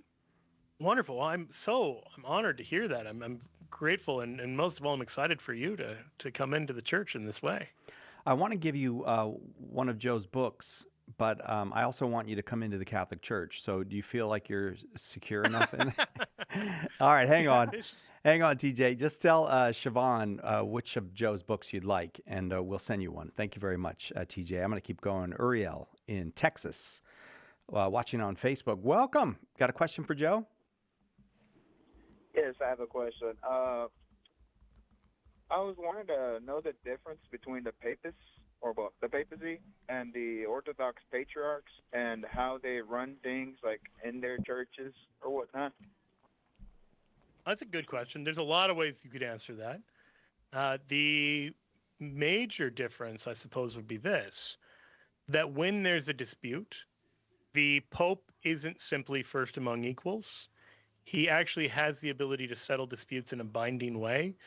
And we see this authority being ascribed to the Bishop of Rome by other Christians very, very early on in the church. Whereas the Patriarch in a particular church is in charge of the kind of governance of that particular church and maybe that nation, depending on how the Patriarchate is broken up, but doesn't have any broader authority in the church. Oh, okay. So basically, like, the Pope's, like, you know, his authority is binding, as in, like, oh, this how this goes, and this how this doesn't go. This is right. Okay, so that's what that is. All right. Yeah, and he doesn't have, like, from 385, we see the first papal decretal, and it's Pope Siracius, who is writing to the bishops, in Spain, and giving them instructions, and that they are ordered to comply with. And so it's very clear from very early on that popes had this incredible authority. That, I mean, the entire question just becomes like the exact limits of it, not the fact that the Pope has an incredible authority that nobody else has. I'm going to leave it there and try to get another call on before we have to go. I know we can get at least one more on, right. And so I'm going to go to, thank you, Uriel, very much. Jimmy is in Nevada watching on YouTube. Jimmy, welcome. Go ahead with your question for Joe. Hey, can you hear me all right? Yes, very well. Yep. Thank you.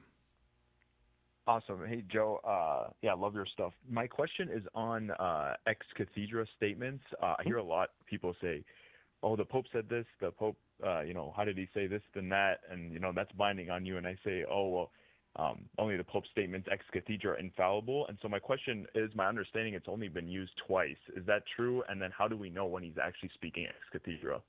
Yeah, there's an actual formula to declare and define when he is speaking Ex Cathedra. So this very clearly happens with the Assumption of Mary and with the Immaculate Conception. The Church is able to speak and act infallibly as well in things like dogmatic definitions at an ecumenical council. So like the dogma of papal infallibility is a dogma because the First Vatican Council said it, not because the Pope said it. And then there's disputed territory about infallible acts in canonizations of saints, because the formula there looks like the formula for infallibility, but this is a disputed area, and because it's kind of a low stakes issue, like nobody's really rushing to settle the question of whether these are technically infallible or not. I guess it would come up if there was a really controversial saint, but it's usually not a major theological controversy. So there's this technical question of whether we regard those as infallible or not. I would suggest yes. I know other good Catholics who know their stuff would suggest no. Okay, so really it's extraordinary statements. Those were those. It really is, yeah. Ones so we defer even short of that, because something can be magisterial teaching without automatically being infallible, and we believe the Holy Spirit is still guiding the Church through that, and it's not going to be like heretical and damnable, but it may not be like perfect and precise. Got it. All right. Thank you so much. God bless you both. Yeah, you bet. Thank you, Jimmy. Cy, real quick. Ryan asked a question about papal headgear and cardinal headgear. I think like the zucchetto and everything, the history of it, it's a little murky, but they think it might have been related to tonsure, when men would shave the top of their head or have the top of their head shaved when they entered holy orders. But that's when they started wearing religious headgear so you don't get a sunburn? Mass. Or I think so. Your head isn't freezing cold in unheated churches. Joe Heschmeyer has been our guest. Shameless Popery is his main place. You should check it out wherever you get your podcast. You can check it out on YouTube, on his YouTube channel. Joe, thanks. I really appreciate it. My pleasure. That will do it for us, but we are going to do it all again tomorrow, God willing, right here on Catholic Answers Live. Join us then, and also don't forget, we got a big sale over at shop.catholic.com on Why We're Catholic, the most popular book ever published by Catholic Answers Press. Get it over at shop.catholic.com right now for just $10 and give them away for Easter. All right, we'll see you tomorrow on Catholic Answers Live.